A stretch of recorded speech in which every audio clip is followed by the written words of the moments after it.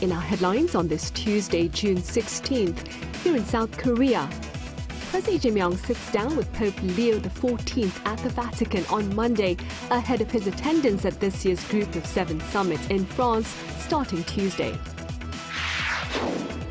And news that the U.S. and Iran have electronically signed a memorandum of understanding towards peace, sent global crude oil prices tumbling nearly 5% on Monday. Meanwhile, in response to soaring energy prices, policymakers at Japan's central bank raised their benchmark interest rate to a 31-year high from 0.75% to 1%.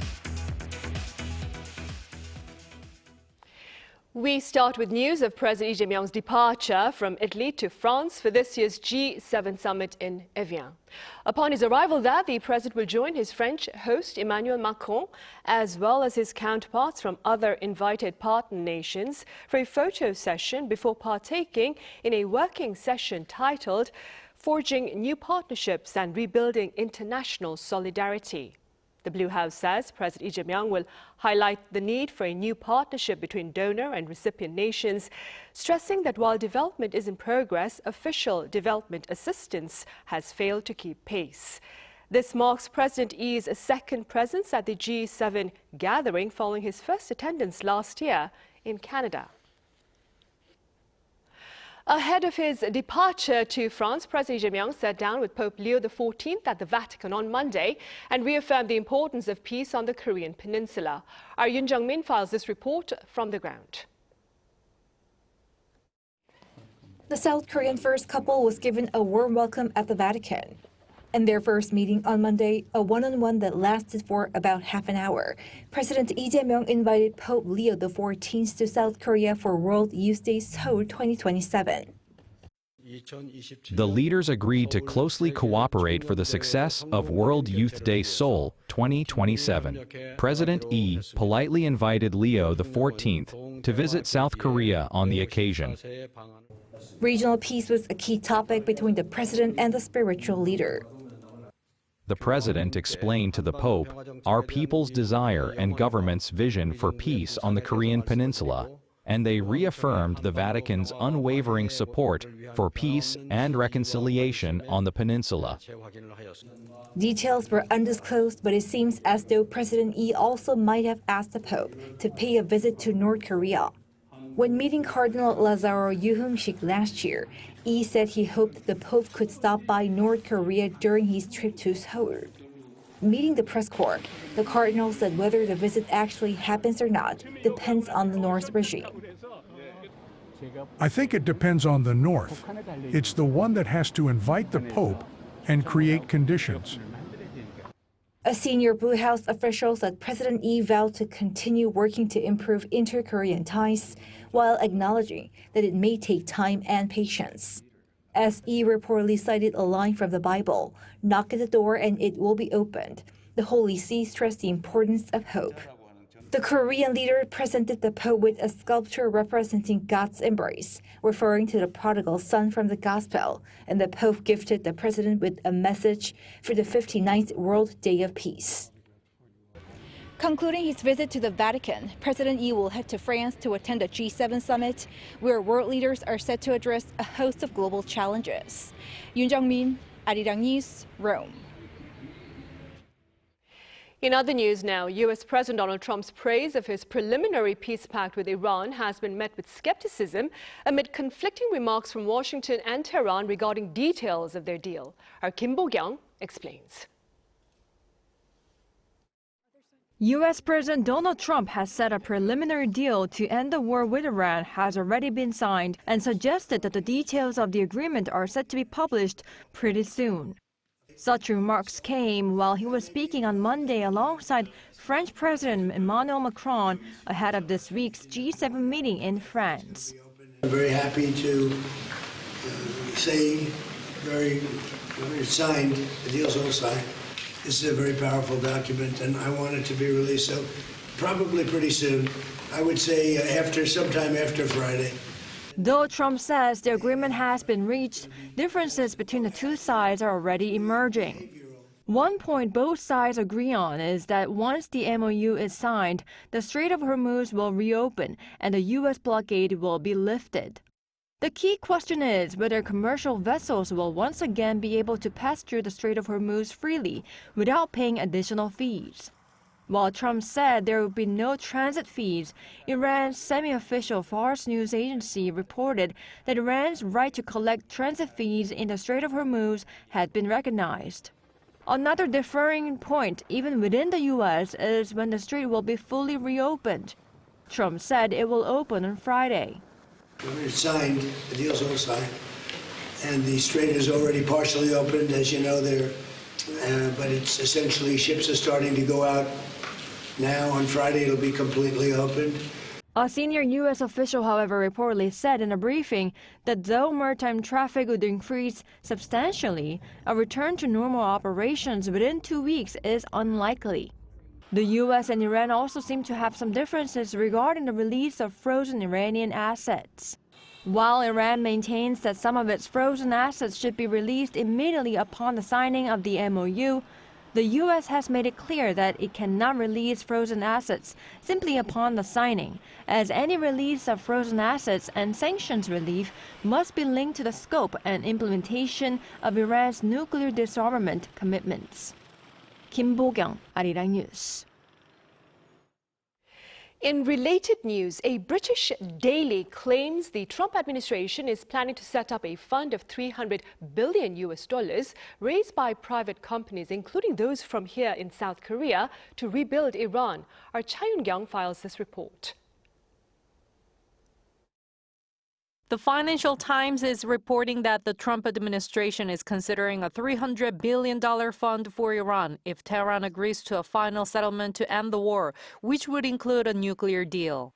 U.S. Vice President J.D. Vance has actually admitted that what would be a reconstruction fund is under consideration, as Iran could have so long as they honor their end of the obligation.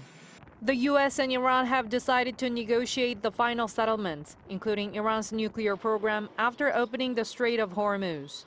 The Financial Times also reports that the fund will be raised by private companies from European and Asian countries, including South Korea, that are keen to invest in Tehran's energy industry and not by the U.S. government. Meanwhile, providing financial incentives in compensation for a ceasefire has been controversial in the negotiations. It has been among the most politically sensitive issues for U.S. President Donald Trump because he criticized Barack Obama's administration's decision to sign a nuclear accord with Iran that provided sanctions relief, which was seen to be rewarding the Islamic regime. Some say that the amount of financial incentives under current discussion is more than those agreed under Obama. An advisor to Iran's chief negotiator, Mehdi Mohammadi, said the fund implies war reparations, although the compensation was not directly mentioned. Cha Yun-kyung, Arirang News. Meanwhile, the U.S. stock market jumped high while global oil prices sank deep in response to reports that the U.S. and Iran had signed their memorandum of understanding towards peace digitally. Our Lee Sing-jae has more. Global markets rallied on Monday, and oil prices fell sharply after the United States and Iran reached an agreement to extend their ceasefire and reopen the Strait of Hormuz, a critical route for global oil shipments. Investors welcomed the development as a sign that tensions in the Middle East may be easing, raising hopes for greater stability in energy markets and lower inflation pressures worldwide. On Monday, all three major U.S. stock indexes advanced for a third straight session. The S&P 500 climbed 1.7%, while the Dow Jones Industrial Average gained 468 points, or 0.9%.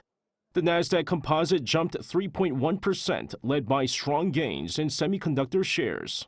The Philadelphia Semiconductor Index also continued to hit record highs, as investors poured into chip makers on optimism surrounding artificial intelligence and improving geopolitical conditions. Oil prices moved in the opposite direction. Crude futures fell more than 4% on Monday as traders responded to the ceasefire agreement and the prospect of uninterrupted oil flows through the Strait of Hormuz. Brent crude for August delivery settled at $83.20 a barrel, down 4.9% from the previous session. Meanwhile, West Texas Intermediate crude for July delivery closed at $80.75 a barrel, a decline of 4.8%. Both benchmarks recorded their lowest closing levels since March, when tensions involving Iran first began escalating. The market reaction followed reports that U.S. President Donald Trump, Vice President J.D. Vance, and Iranian Parliament Speaker Mohammad Bagher Ghalibaf had electronically signed a memorandum of understanding, formally endorsing the ceasefire. Lee Seung-jae, Arirang News. Now, despite the dramatic decline in global oil prices, relevant pundits believe a return to normalcy for energy markets worldwide may be months away. In fact, our Park Kono spoke with a senior official at the International Energy Agency who claims the standoff over the Strait of Hormuz has triggered fresh talk about energy supply and security. To take a listen. The normalization of global energy markets could still take many months.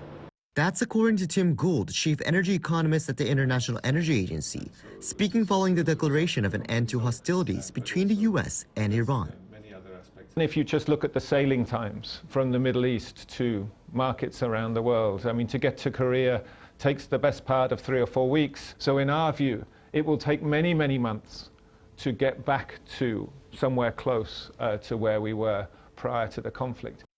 Gould also warned that energy markets may never fully return to their pre-conflict state.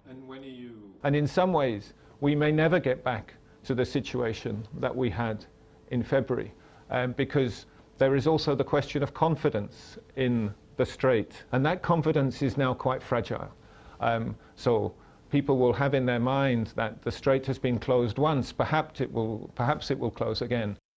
That comes as fuel importing countries are likely to reassess their energy security strategies following months of disruptions to global oil and gas flows. So South Korea relies heavily on energy imports. So what lessons do you think South Korea can earn from the recent crisis? First golden rule of energy security, and that is diversification. Diversification of routes, diversification of suppliers, diversification of the energy mix, because wherever we see high levels of concentration in the energy system, that comes with some risks. Gould said the crisis could accelerate investment in renewable and nuclear energy, while also speeding up the shift toward what he calls the age of electricity. If you are using electricity, domestically produced electricity, that displaces then your need for oil imports. Korea is very well placed in some of those areas because it does have, a very well-developed ecosystem for example, for battery production, for all sorts of areas of technology development. The IEA Economist also highlighted Korea's role as a key partner in future energy security discussions. As we move on from this crisis, there will be a lot of discussions about how countries can safeguard their energy security interests in this new environment that we are in.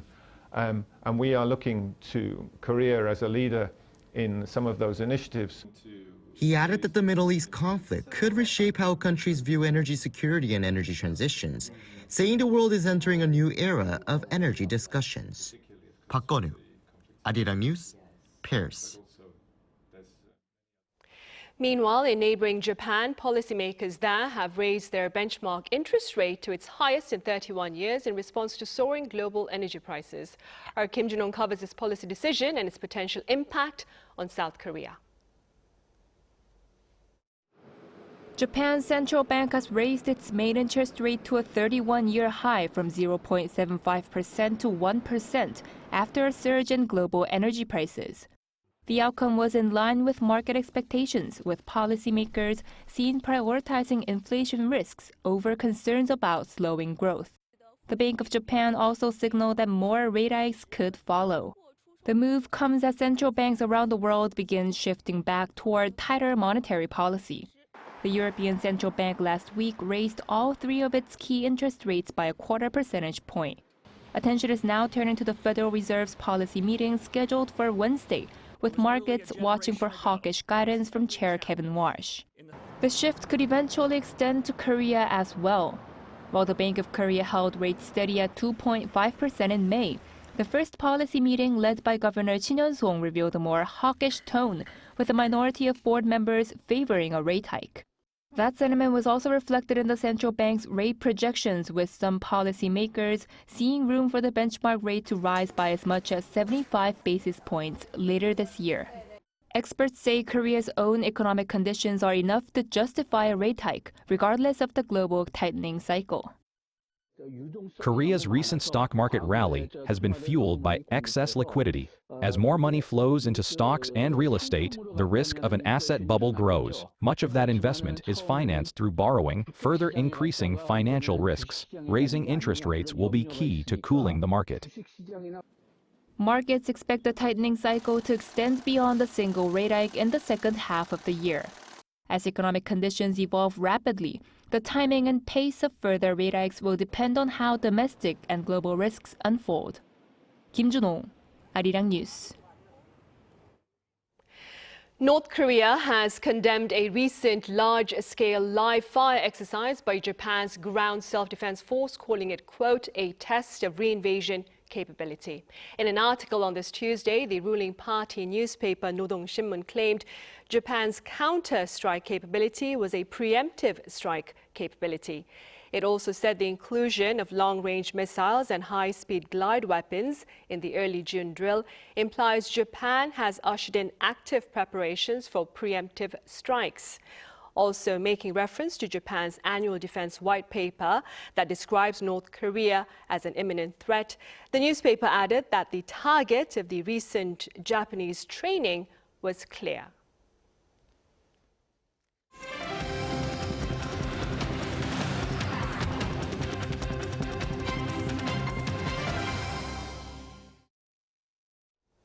The Culture Ministry has launched a program to support the global expansion of smaller K-pop music agencies.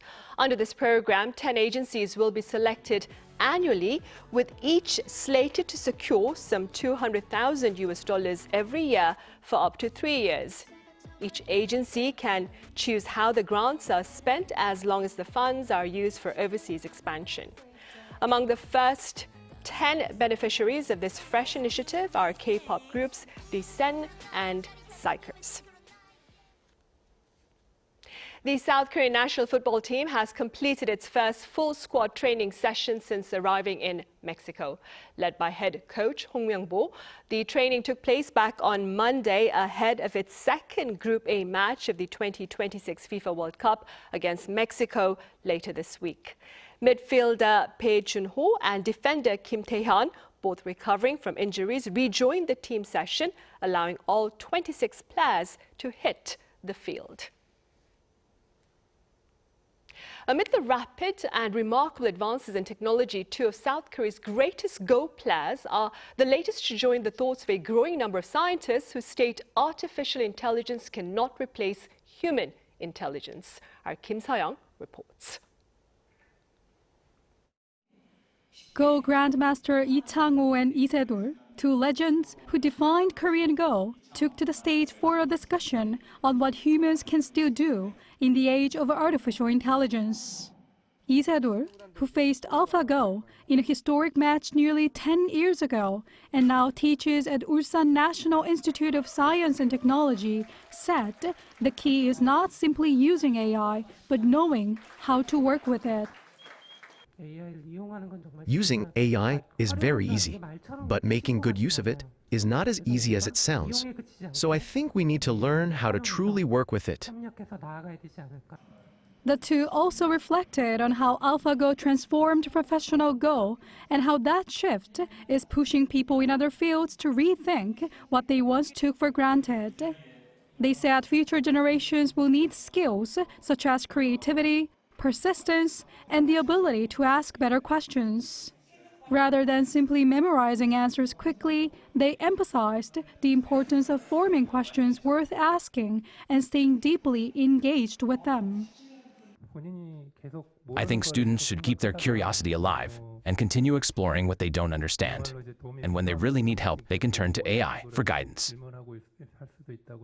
Go was one of the first fields to feel the impact of AI. And now, Two of the GOAT's greatest figures are reminding us that even in the AI-driven world, human judgment, curiosity, and creativity still have a role that cannot be replaced. Kim So-young, Arirang News.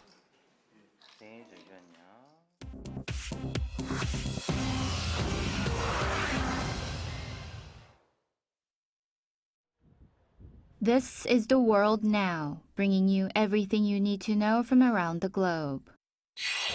Russia launched its largest drone and missile barrage of the war overnight on Monday, killing 11 people and setting fire to the roof of an 11th century monastery in Kyiv that UNESCO calls one of Eastern Orthodox Christianity's most sacred landmarks.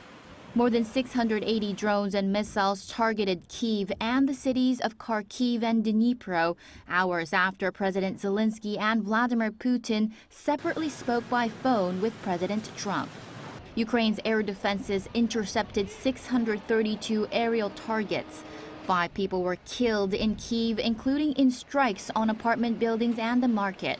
The Kyiv-Pechersk Lavra, also known as the Monastery of the Caves, suffered significant damage.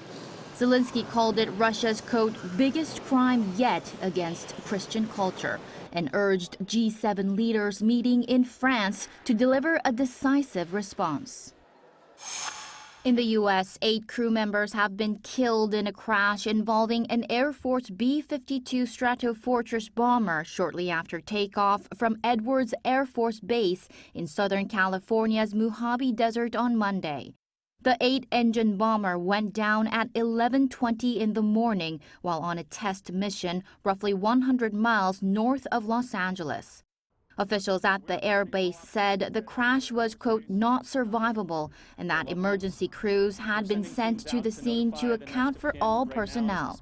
Aerial footage of the crash site showed a charred area roughly the size of a football field. The incident is the first crash of the nuclear-capable B-52 aircraft since 2016. In the UK, children under 16 will be banned from accessing social media platforms, including TikTok, Instagram, Snapchat, YouTube, Facebook, and X from spring 2027. Prime Minister Keir Starmer announced the move on Monday in one of the most sweeping restrictions on children's internet use by any major democracy. The government said legislation would pass before Christmas, with the ban taking effect early next year. Age verification will be required for over 16s wishing to continue using the platforms. U.S. President Donald Trump hosted the first professional sporting event ever held at the White House on Sunday as part of the nation's 250th anniversary. The 7-fight UFC card on the South Lawn came hours after Trump announced a peace agreement with Iran. 4,000 guests watched the fights, including military personnel, corporate sponsors, and political allies, but tickets were not sold to the public. Underdog Justin Gaethje defeated Ilia Topuria to claim the UFC lightweight championship in the main event. Chu Ji-hyun, Arirang News.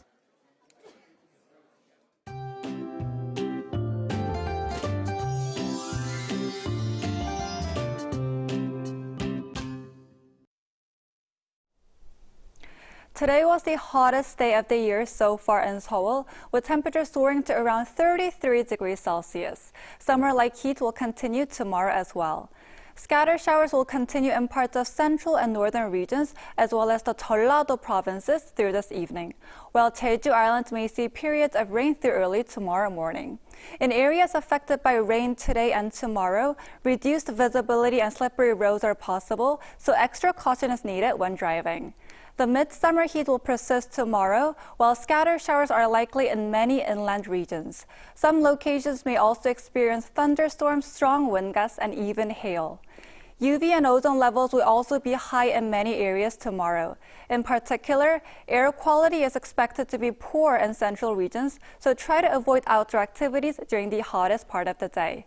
As for temperature, Seoul will start the day at 22 degrees Celsius, Daejeon at 20 degrees, Busan at 21 degrees. Then by the afternoon, Seoul will get up to 32 degrees, while Chuncheon, Daegu, and Gwangju will all top out at 31 degrees. The summer heat is expected to persist through the rest of the week, with daytime highs remaining above 30 degrees.